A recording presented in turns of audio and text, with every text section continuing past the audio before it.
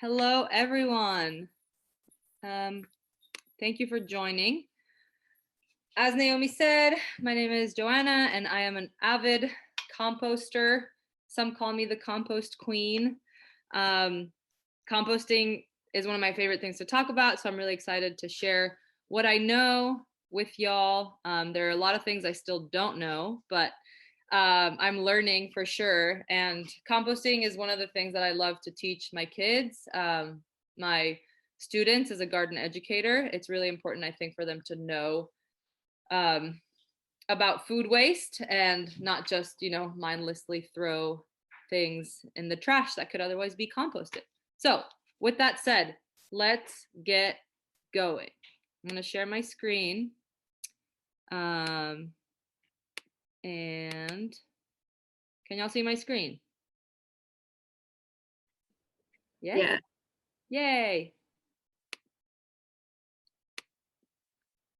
Present. Cool.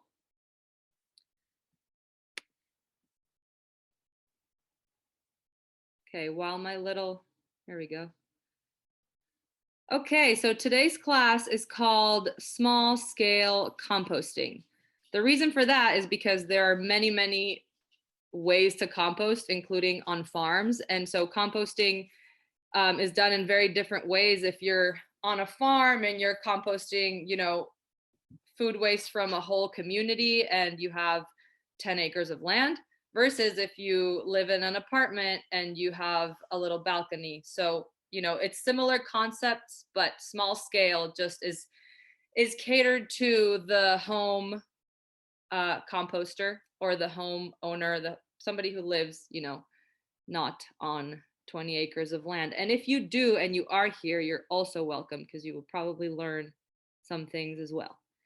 So this class is presented by Moonshot Compost. Moonshot is an amazing company, and I have there we go, that I'll talk about after this slide that talks about us, Urban Harvest. So y'all can read that, but I will read it out loud. We are a nonprofit that enriches the Houston community by providing garden programming, farmers markets, gardening classes, and youth education. So if y'all have more questions, you can go on our website. There's lots of volunteer opportunities, and Urban Harvest is pretty cool. I've been working here with Urban Harvest for about 3 years and have loved and learned a lot of things. So this is Moonshot, and this is kind of their little blurb of what they are about. Basically, they consolidate food waste from businesses and residents, and they have diverted 100,000 pounds of food waste from the landfill, which, as you'll see in the next few slides, that's really, really, really important and amazing. And they also provide free compost for their subscribers and community gardeners. And their motto, which I love, is feed the earth and starve the landfill. Their website is below, and you can learn more about their services there. So why should we compost? I kind of started with some heavy stuff because it's really important to understand. It's not just, it is a fun activity for me, but it has such a large impact that it's really important to talk about these things. So as Moonshot description said, they talked about the landfill. So diverting food scraps from the landfill is really, really important, because if the food and the trash are mixed together in the landfill, they create greenhouse gases. Two of the greenhouse gases that they create, one is methane, and it's basically when the trash is combined, it releases both an atmospheric gas into the atmosphere, and it also creates a liquid greenhouse gas that goes into the water. So the methane goes out into the atmosphere, which contributes to climate change and global warming by trapping the sun's heat in the atmosphere and therefore heating up our whole planet more than usual, which is why we're seeing spikes in temperature and random freezes and all these kind of crazy weather patterns. composting has a lot to do with it because there's so much waste that is produced by us humans. We are causing this climate change, like it's, and so it's important to know how we can kind of take a step back, and diverting food scraps is a huge way. So the other greenhouse gas that I was talking about that gets released is leachate, and the combination of trash, so like foil or a napkin or any, now I'm only thinking of recyclable things, but like, trashy things that are just not food, and the food combine and they create the same, another greenhouse gas, but instead of going out into the atmosphere, it goes into the oceans, into the drains, into our waters, and actually ends up killing sea creatures, fish, whales. I put a little whale there and some birds there because they're all being affected by these greenhouse gases. So that's like a really main reason of why we should compost. And also it's good for the earth. So it really, the nutrients in compost, which we'll talk about how to get to that point of having nutrient rich compost, but it's good for the earth, literally, physically. When it's on the earth, composting provides nutrients and increases the activity in the soil, which is better for your plants. And it's a really easy way for us to contribute, to do our part in helping the planet. And since it's Earth Day tomorrow, this is really important. And it's there's really no excuse.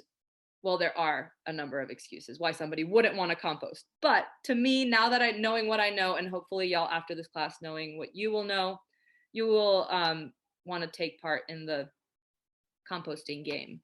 It really is fun. And this picture is really cute.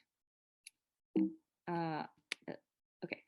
So there's some vocabulary for y'all to know before we kind of go into the depths of composting. So a lot of people in the gardening world and on farms, we hear mulch a lot. So mulch, normally hay is used as mulch or wood chips, but mulch just means any material that is used to cover the soil.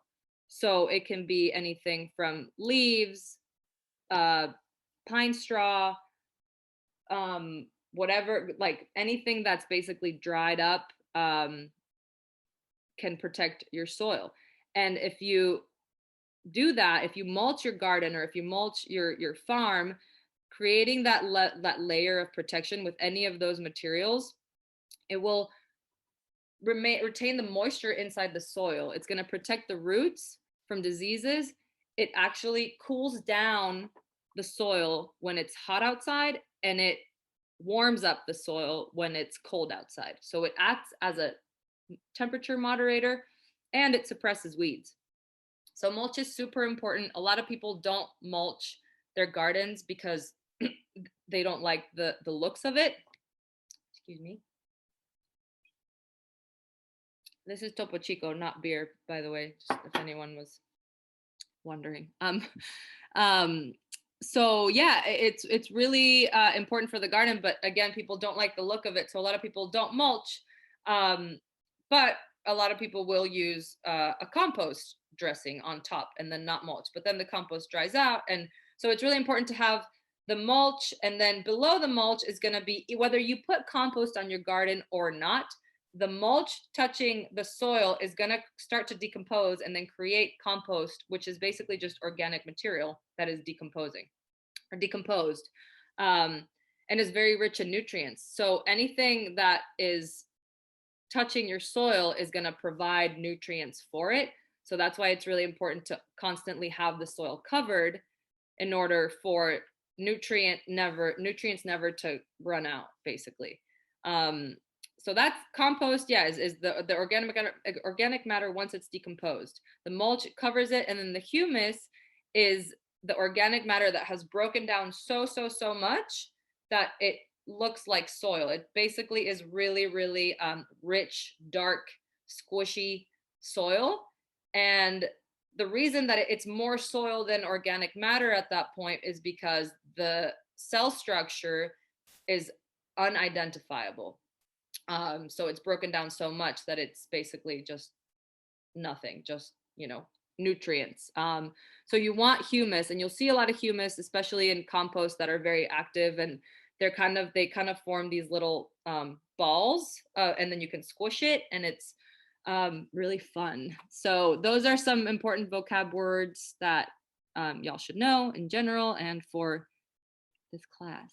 Okay, so the way to imagine what I just talked about is if you think about the forest, or if you go on a hike, maybe even by the bayou or somewhere in Texas, you'll see that kind of where there's a lot of trees, the soil's always covered in leaves, right? Because leaves fall, twigs fall, branches, whatever.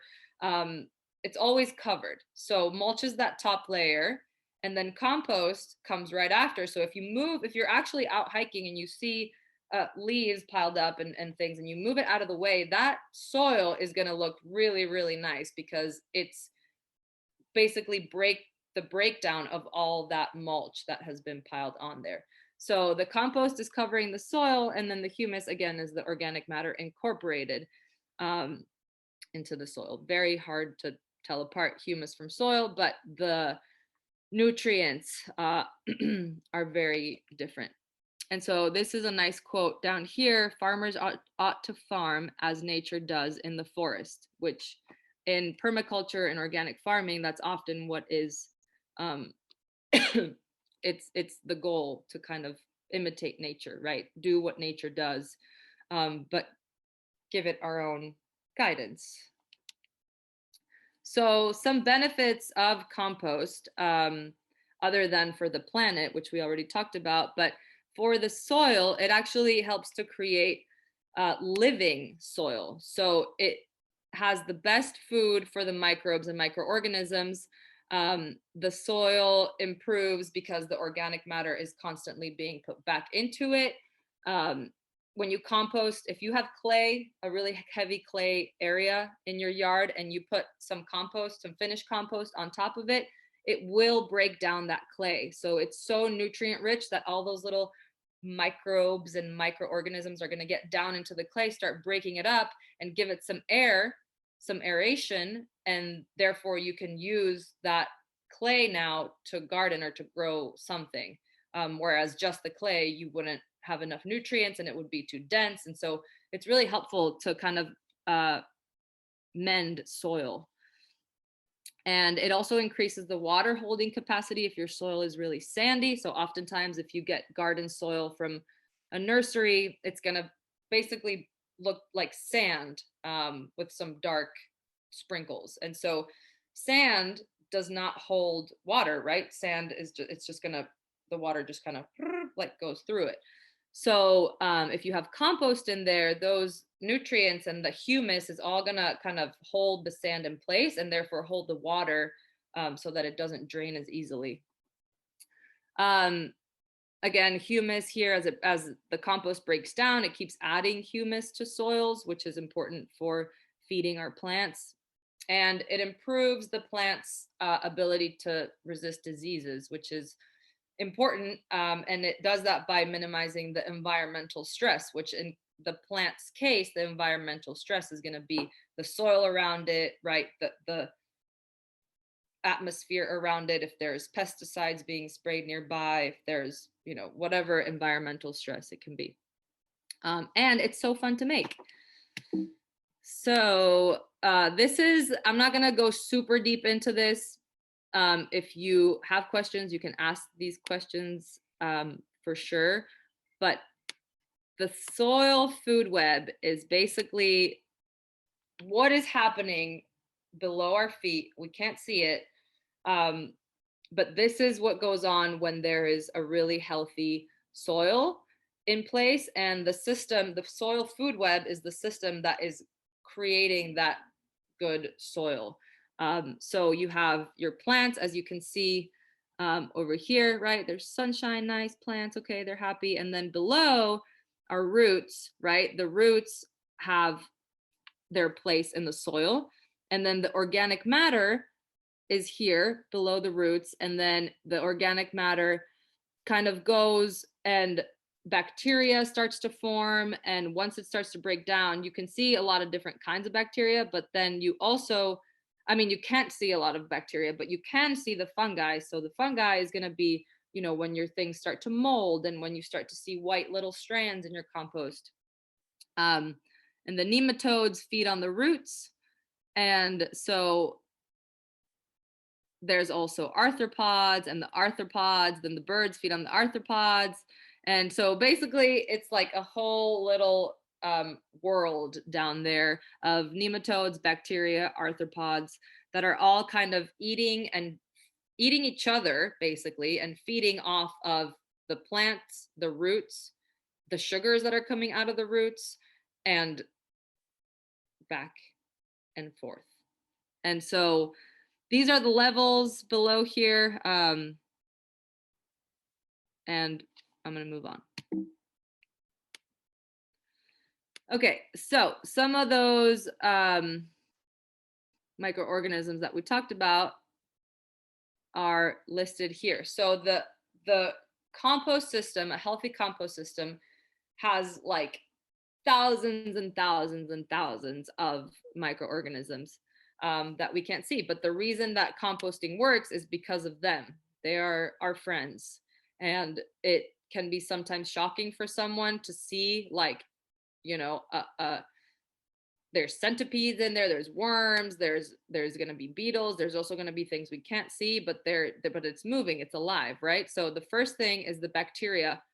They start the process, and they're really tiny. They start the process of decay. They're tiny, but there's a lot of them. The actinomycetes are a type of bacteria that can break down through the debris. So when you have like bigger wood chips or tree branches, they kind of help to break down those tough walls, and it gives it the earthy, composty smell.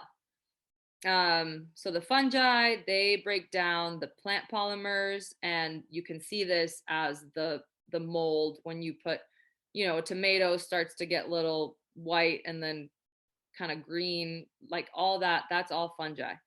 And the protozoa, they're found in water, and they also aid in decomposition. So when you add water to your compost, that's when the protozoa are coming out, and they're helping all their friends to eat everything up and turn it into humus, which then we can use in our garden. So some of the invertebrates, these are the ones we really can see very clearly. The nematodes, mites, springtails, and earthworms. Has anybody heard of any of these invertebrates before, besides earthworms?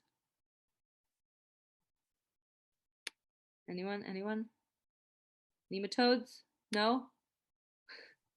I've heard the word nematodes, but I cannot say that I know what it means. Okay, well, nematodes are cool. And they're invertebrates, and you can see them. They are these guys. Oh, they look like earthworms, kind of, but they're really, really tiny, like really tiny. So yeah, these are the invertebrates, and they basically are the reason we can have composts. So thank you to all of you. So some numbers and physics. Basically, when you make a compost pile, you're putting all these things in place to then have bacteria and worms and everything that's in there do a lot of work, right? So when everything is fresh, and we'll talk about the layers in a minute, but when your compost pile is fresh, right, it's saying to all these bacteria, they're like calling their friends, or they're saying, hey, come on over, like it's time to eat. And so they're like, oh yeah, let's go. And then they're like reproduce, and then call their more friends, and then it's a party, and they're like working really hard and jumping up and down. So the temperature of your pile will actually spike the first day that you have your pile. It's going to be going up. The second day, it's going to be probably really high, and it's going to go high for a number of days and then come back down. So it goes up in a bell curve. But the ideal temperature at its height is going to be 135 to 160 degrees Fahrenheit. That is very, very hot.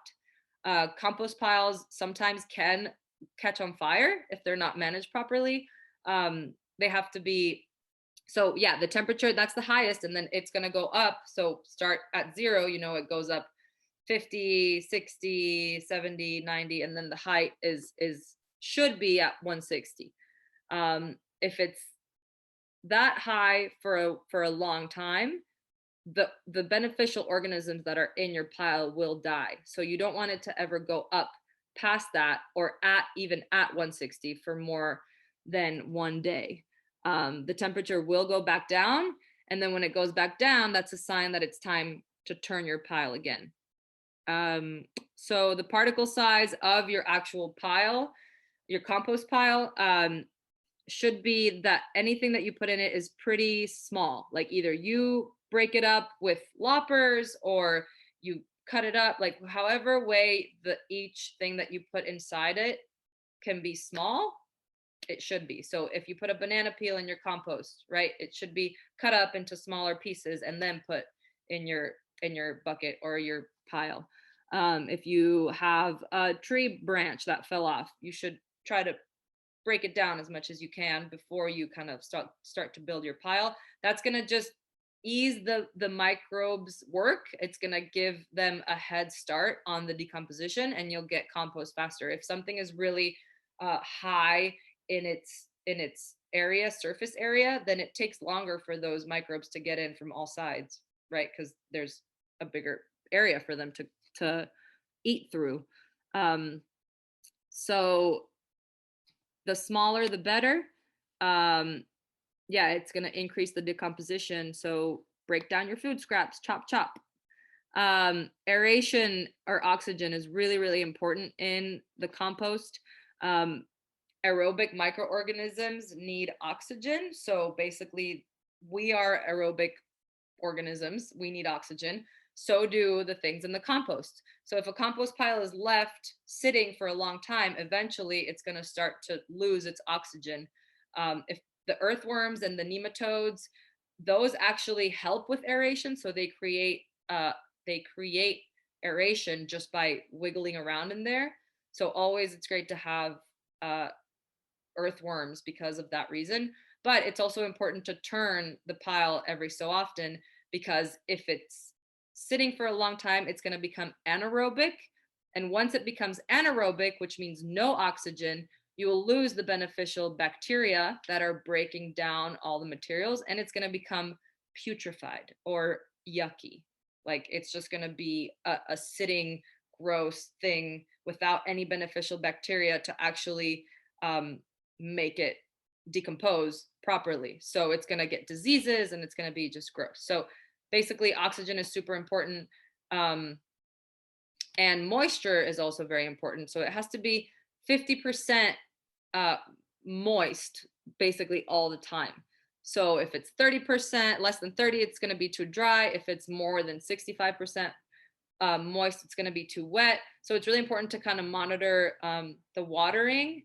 And being in Houston, like it rains pretty regularly. And for me, about when I water my compost is kind of about how often it rains here. So in Houston, we're lucky because it's humid and it rains. But somewhere like in California, if it was, summertime, there's no water. So you have to be more kind of aware of the watering if you're somewhere that it doesn't rain. So the size of your composting system should be big enough to retain heat and moisture, and small enough that air can still circulate. Are there any questions so far from anyone? I want to make sure I'm not just... How do you actually measure the moisture of the compost? Sorry?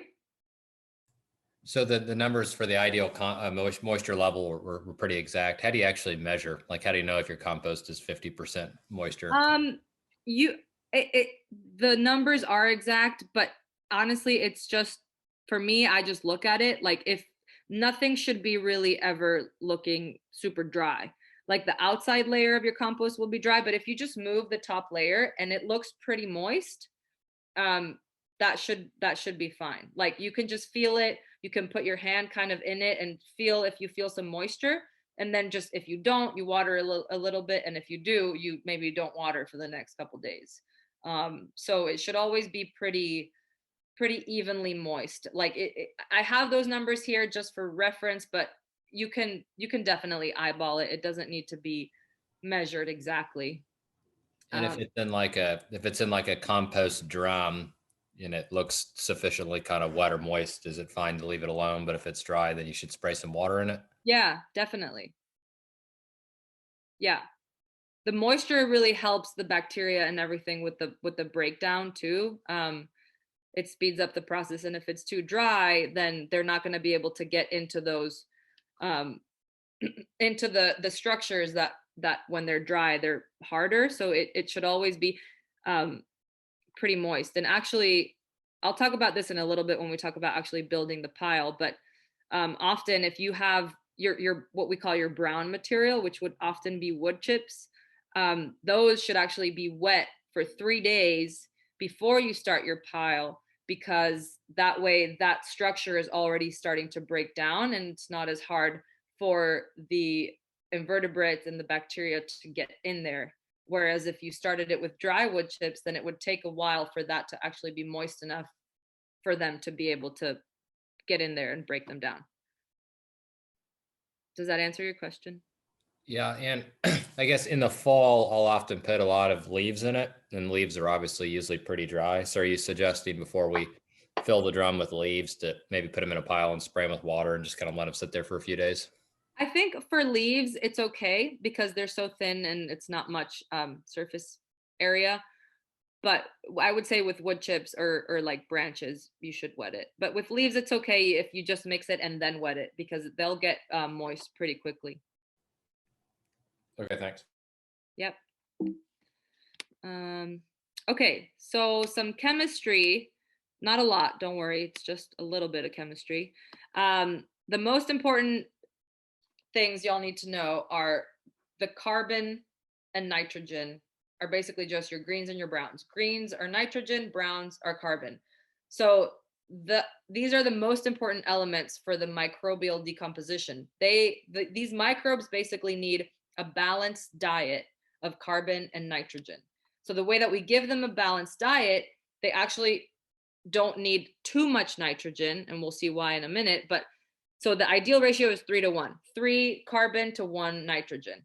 So if it's low in carbon and too high in nitrogen, so too high in what would be your food scraps or your garden waste or anything that basically is literally green, and also your kitchen scraps, it's going to be really stinky because the nitrogen is overpowering the carbon, and the carbon actually kind of masks the smell and the moisture, absorbs the moisture. And so if it's too high in carbon, it's going to be cold and really slow to decompose. So like I was saying before, that bacteria is not going to be able to get into the carbon material if it's too dry.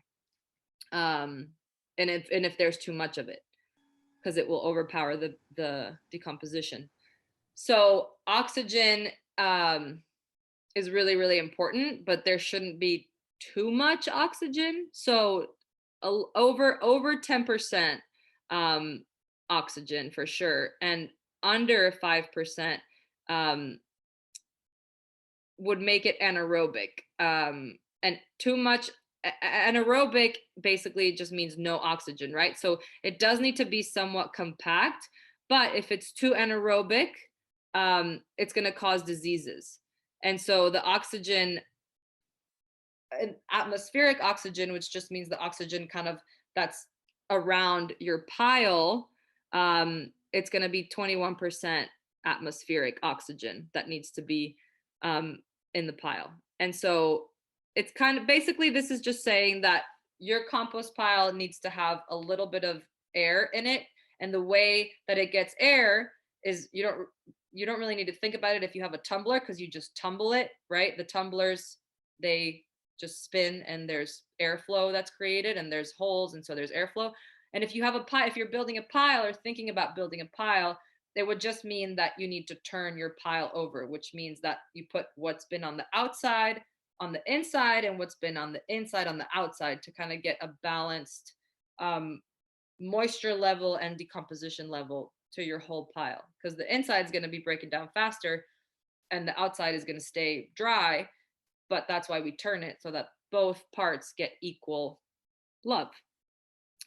The pH, I put this in here, but I don't really measure the pH of my compost, and I don't think it's super necessary.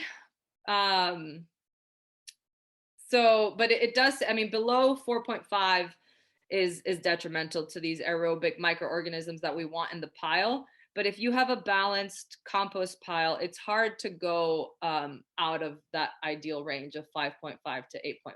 So I don't think it's something y'all need to worry about. If you do have questions about that, I'm happy to answer them. But it's, yeah, like I said, I don't measure it. And nobody that I've worked with composting does that either. Because if you build it correctly, then you're good to go. So some other nutrients that are important for the compost and that get created within the compost: phosphorus, potassium, and less calcium, iron, boron, copper. And a lot of these things are going to come in from your food scraps. So calcium, does anybody know what a good source of calcium is that could be in your compost pile?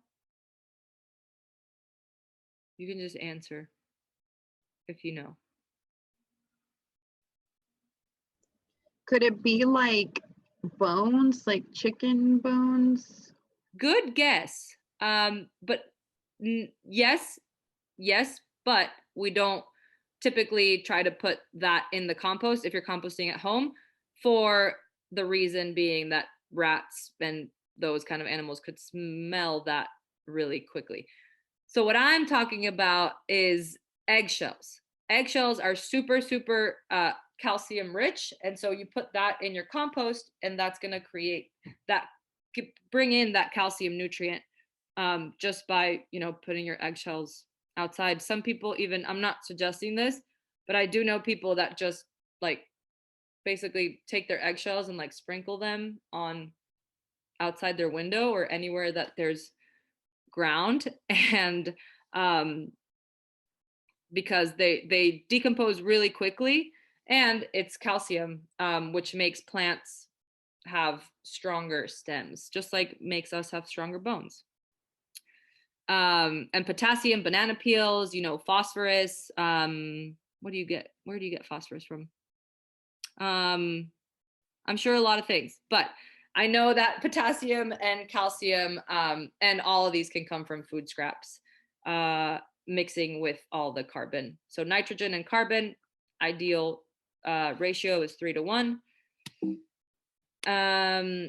So the balanced diet that I was talking about before, the carbon basically functions as the carbohydrate, and this can be, the carbon can be in many forms in your compost. So it can be wood chips, basically anything that would be mulch can also be carbon. So wood chips, dried leaves, pine straw, hay, what else? Bamboo, like broken down bamboo, anything that comes from nature that is brown, you can have as your carbon. Even like cardboard. So it's pretty easy to find a carbon source to start a compost pile. And so newspaper, dried grasses, and so that is the carbohydrate for the microorganisms. And then nitrogen is their protein. So their diet for these microorganisms is basically a protein and carb diet. Sounds great. It acts, so the protein for the microorganisms is really important because that's where they're getting their nutrition. And the items that are green are usually going to provide the most nitrogen. So the vegetable scraps, rotting fruit, grass clippings, coffee grounds are really amazing. Tea bags. I've gotten into the habit of actually, when I'm done, I still make my coffee like old school style, like on the pot, and just heat it up and mix it. So then I have all my grounds in the pot, and I just go out to my garden and I just dump my coffee right into my garden, because it's like immediate nitrogen for the plants. So there are some green plants there, kale and some cauliflower. And okay, so now yeah. Real quick, the 3-to-1 ratio, is that on volume? Because I've seen higher ratios like 30-to-1, which maybe is on weight. So when you say 3-to-1, are we talking volume or weight or what? Volume, yeah. So like a pile of carbon that's like 3 times the size of a pile of nitrogen. Basically, yes, but instead of having the pile be bigger, we just do more layers. Like we do carbon, nitrogen, carbon, nitrogen, carbon. Like you start with carbon and end with carbon, so that way you have more carbon in your pile, but the layers are still the same. Does that make sense? Yeah, got it. Yeah. Thanks. Yeah. So now we're going to talk about getting the mix going. You want to start with kind of a 6-inch-ish layer of brown material. So again, you can shred it, you can chop it up with loppers, you can step on it, you can whatever you can do to make it smaller. Is going to be helpful in the decomposition. So then a 2-inch layer, I would say there's some debate about this too. So the layer can be smaller, but I would say, yeah, like about 3 inches of green material, 6 inches of brown material. And again, this is specific, but you just make a layer that's about that high of browns, and then another layer that's just a little smaller. Like once you start, you'll kind of understand how it's a lot about, once you know these numbers, kind of eyeballing to see, okay, a smaller layer versus, because you don't want to be out there in your compost like measuring 2 inches of green material. Like if you want to, go for it, but I would just say use this as a guide and then work your way with what you have, and kind of just see like a bigger layer versus a smaller layer instead of like really getting that specific. So then we add the green materials, and you can do this. You can add some soil, which is going to help to inoculate the pile and introduce some bacteria. So getting like a little starter with compost. So you do your browns, greens, and then add some compost.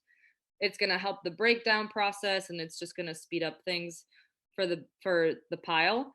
And then you repeat these steps, and again, like I was saying, you end with the brown layer. So you want to basically end with the brown layer on top, but also have your pile be covered on the sides with a brown layer to keep the moisture. It's like what we talked about with the mulch, right? It's going to keep the moisture, it's going to regulate temperatures, is going to keep things safe from, if there was some sort of creature that wanted to try some of your rotten tomatoes, that's going to mask the smell, and it's going to protect it just from all of the outside things. And it's going to keep, the moisture in, which is really important.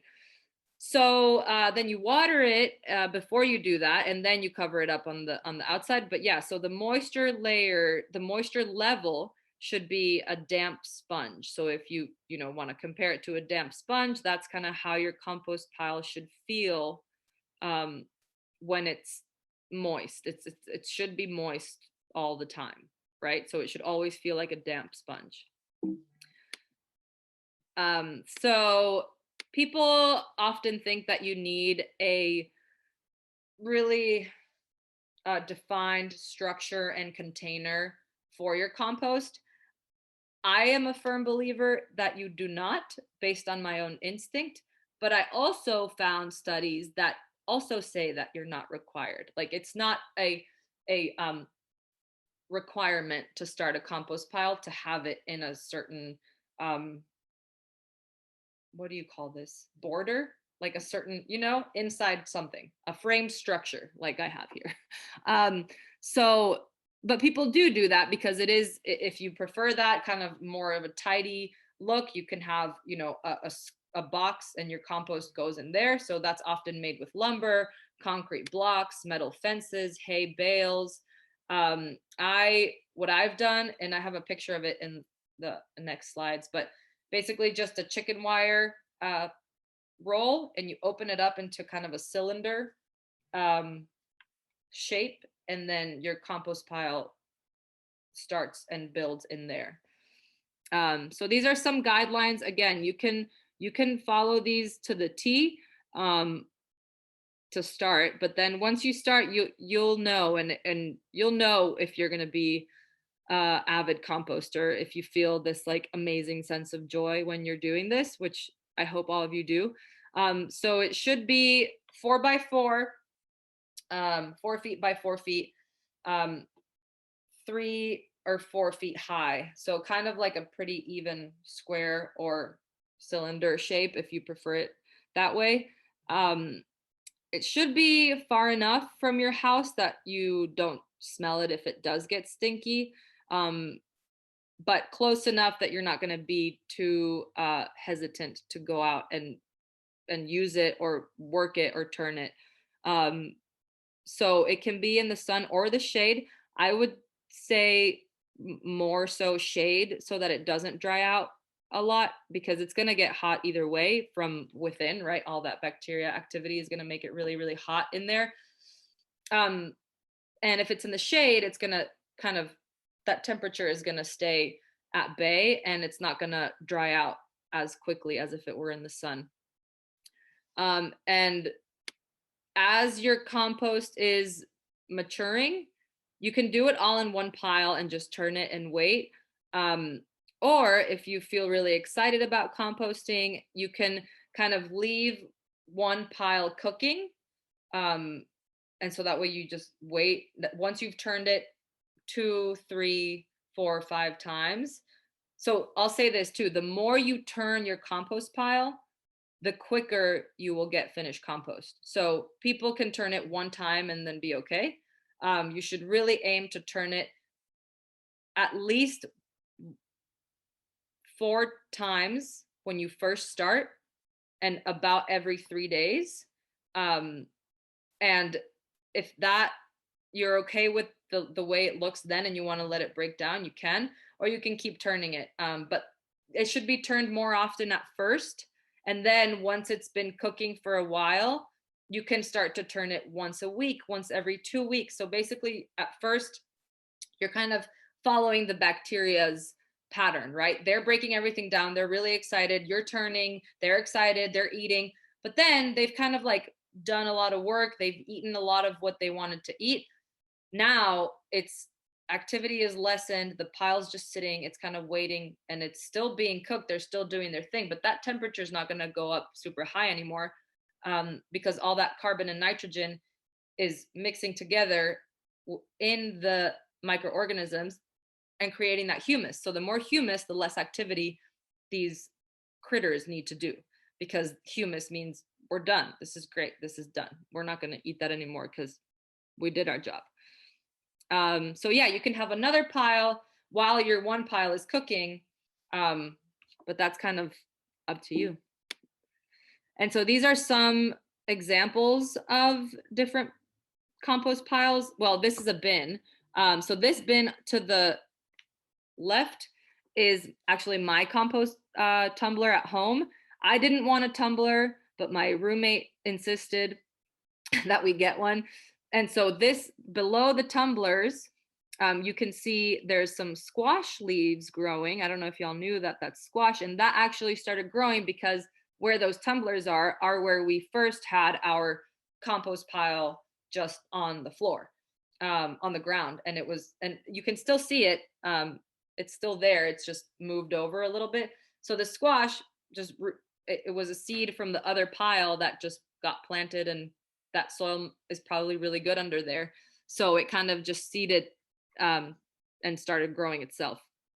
And so that is the tumblers. And to the right here, you can see the pile that I was actually talking about. I forgot I put this picture in, but the upper right corner, that is the compost pile. And you can see how rich and dark that soil is inside. That's after I moved the leaves off of the top, but that had been sitting there probably for a year. right? So we turned it probably 5 times total over the course of its life. And then we just let it sit and got these tumblers. And now that soil in that pile is amazing. And it doesn't matter how long you let it sit. It's really just going to be there waiting to be used and super rich in nutrients. And this down here is kind of the chicken wire style that I was talking about. And people also get creative and use blocks and, you know, metal pipes and whatever you have, wherever you kind of want to place your pile, you have the freedom of choice to decide how you want it to look and how the structure that you want it to be in. So if you live in an apartment or townhome, there are options for you. One of the options was that tumbler I was talking about, but that one was a big one. That's why that was outside, but there are smaller ones that you can put on a balcony. And these are great. They will often need more care and maintenance than a compost pile outside would need. The reason for that is because it's probably inside your house or close to it. And so flies and like, what are they called? Fruit flies. They are more likely gonna come because it's indoors, and you know, they kind of come when things are spoiling. So it is really important to kind of turn that really often and make sure you have all the right supplies and materials to be sure that it's not going to be like a stinky thing.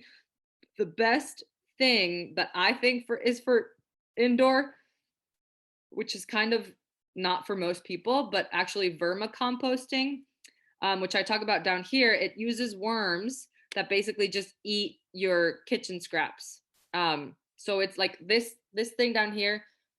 This photo is a Verma compost. So it has layers, and you basically put your food scraps in the top and the worms are at the bottom, and then they are the other way around.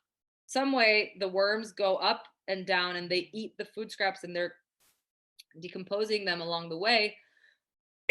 And they're making humus this whole time, because that's what they do when they eat basically worm poop.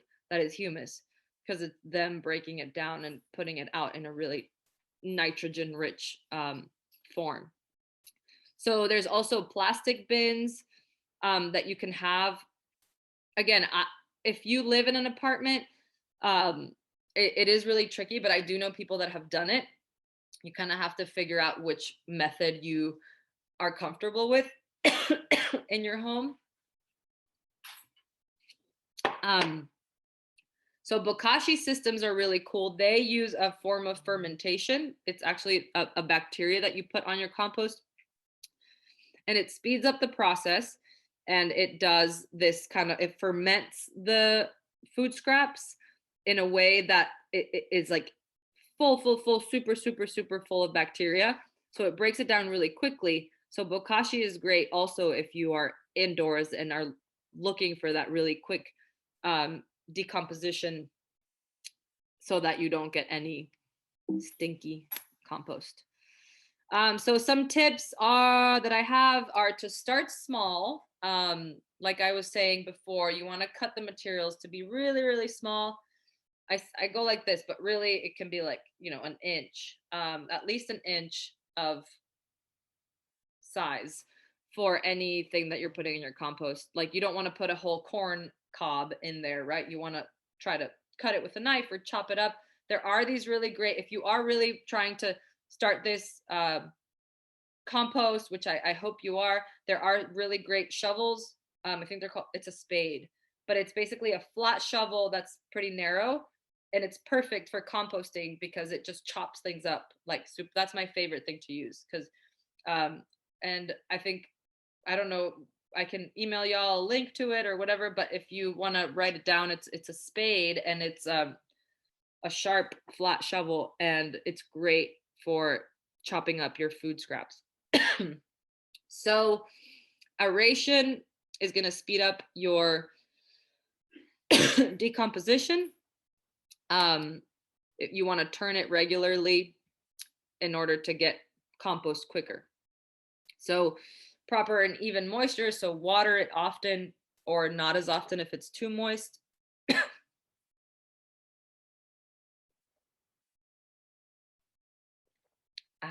Sorry about that. So if your pile is too small, it's going to dry out really quickly and get cold. The large pile is going to stay warmer, but it can go anaerobic, which again, we don't want because it brings diseases when there's no oxygen. And so you want to have it be kind of medium. That's why that 4x4 by 3 or 4 structure is good, because it's a nice medium size. And you want to add a roof or a coverage to your pile, which the roof doesn't have to be an actual roof. It can just be wood chips or any mulch that you have. Make sure that that is always your top layer. Never have your food scraps out exposed. You always want to have them covered with your browns. So some things to avoid. Don't allow the pile to become really unmanageable. Make sure that if you're going to do this, you commit to really chopping and covering your layers. I would not add, this is back to the bone question, I would not add any meat and dairy products if you're composting at home. Some composting facilities that are bigger can do meat and dairy products because they have a big machinery and they're not as worried about, well, they are worried about rats, but it's less likely that if in a big facility with all of the technology they have, that would be an issue. And never leave the greens exposed, avoid overwatering. And another thing, so the temperature, I would get a thermometer, a thermostat. No, what is it called? It's basically a thermometer with a really long stick. So you can actually put the stick into the middle of your pile to check the temperature. And you want to check the temperature pretty regularly to avoid getting too high or going too low in that temperature. So these are some kind of, if you run into these issues, you can refer back to this, but if it's smelling bad, there's not enough air, the solution is to turn it. If it's dry, then you got to water. It's pretty obvious stuff, but if you have questions about why it's doing something, this is kind of a good chart to refer to. Could be many things, but usually it's a pretty easy solution to if there's something going wrong with your compost. So all that being said, starting your pile is amazing. I love composting. I have my own pile at home. I do my best. I'm not the perfect composter, but I definitely made it very clear to the people in my life that I enjoy it. And if they don't want to compost, they give it to me so I can find a way to compost it. But if you don't want to start a pile or have your own system, don't worry. You can still save your food scraps and put them in the freezer, and then you can donate them to a community garden in your area. So most community gardens like to compost. A lot of them will not accept community compost. There is a garden, Montrose Urban Farm, that is run by our lovely Scott Howard. He does accept composting there. And I know some other gardens do that I can connect y'all to. But Moonshot Compost, who we were talking about before, they have a wonderful pickup and drop off service that they basically just take your compost. They give you a bucket, sort of like this one. This is mine. This is not Moonshot's bucket. This is my own. This is where I put my kitchen scraps. It has a nice lid. It's almost full. I need to take it out, but it has air, and it's a pretty good size. Moonshot will give you something similar. It's a little bigger. You can put it outside of your house and they pick it up and they take it to get composted. And then if you have a garden, eventually you get free compost. So you can learn about their services, and you can drop off your they have different locations where you can drop off your compost if you want to do that.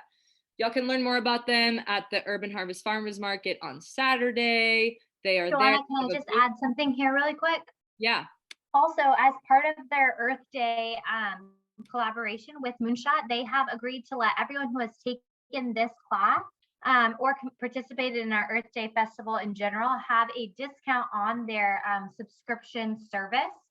So basically, you just have to come to the farmers market next Saturday, April 24th, between 8 and 12 p.m.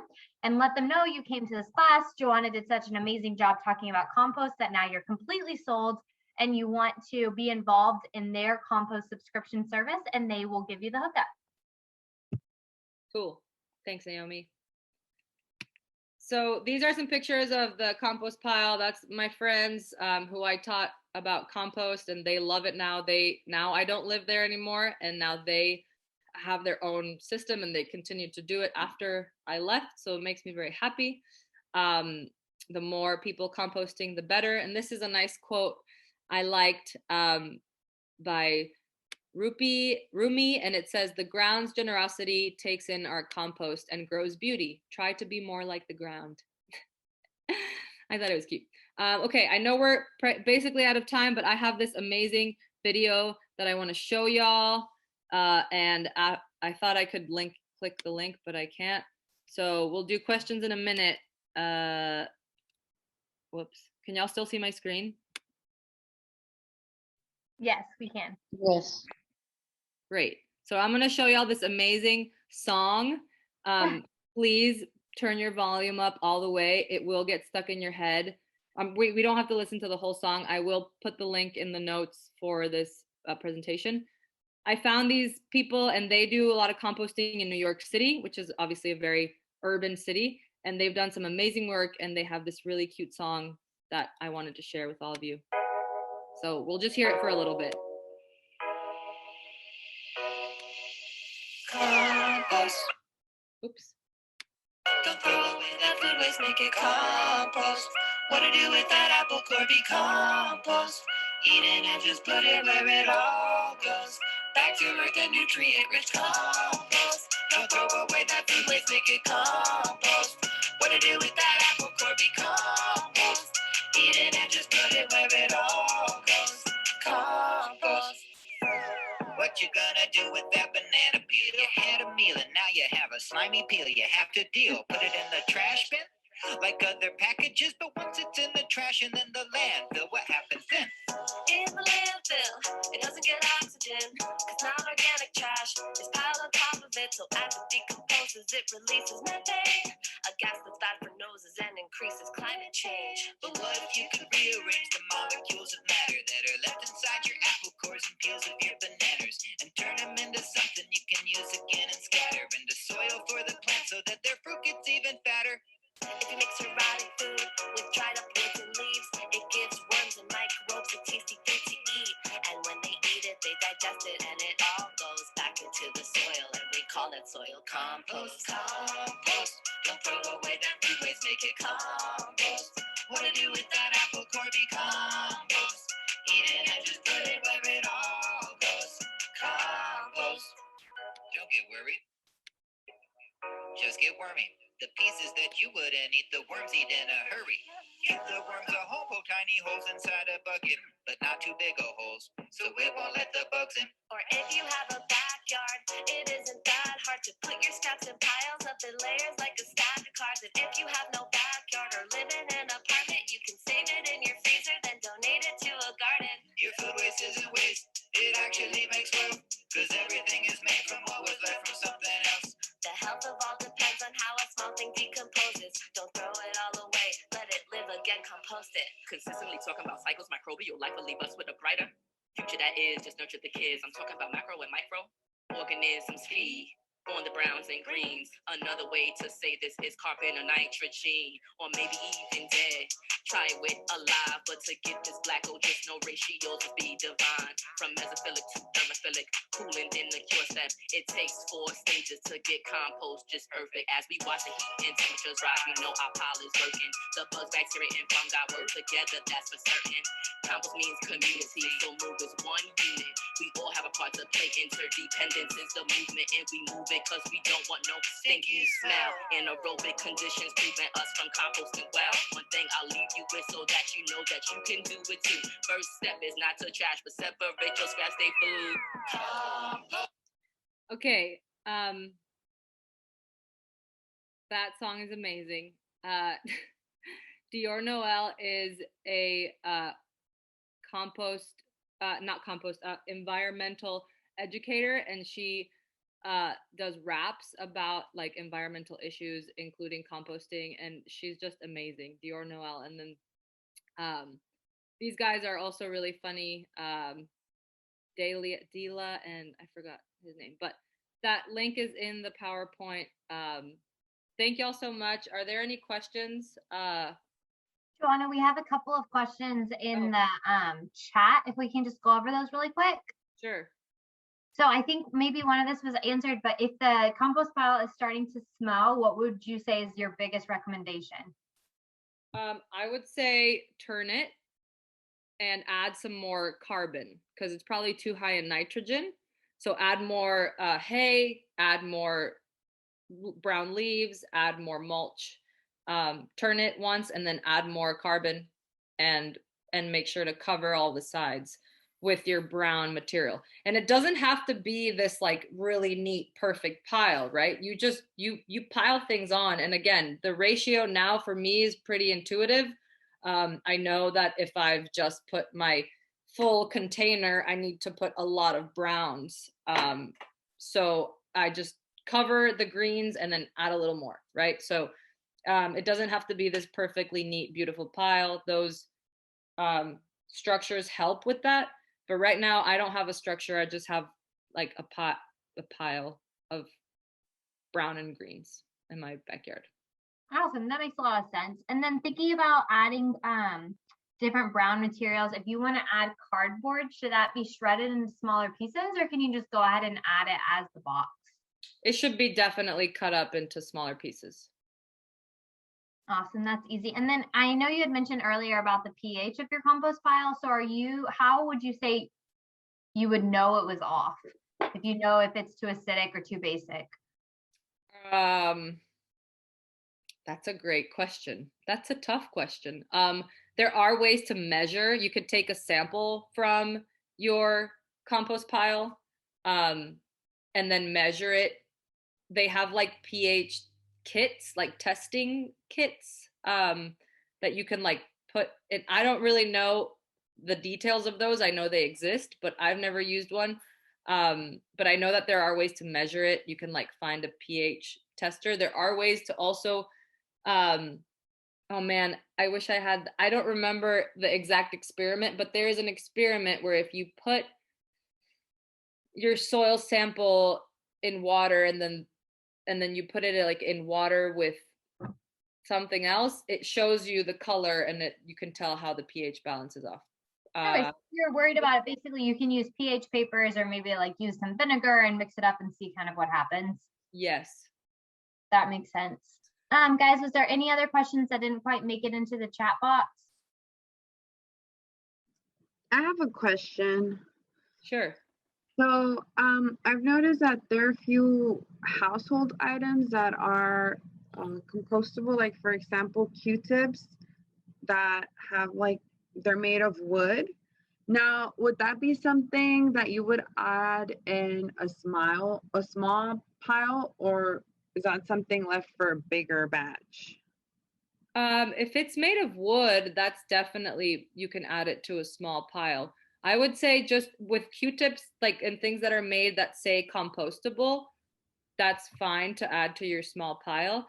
I would just be careful with like you can buy compostable trash bags, and a lot of those are compostable for like those big facilities, but not so much for at-home composting, because they take a really long time.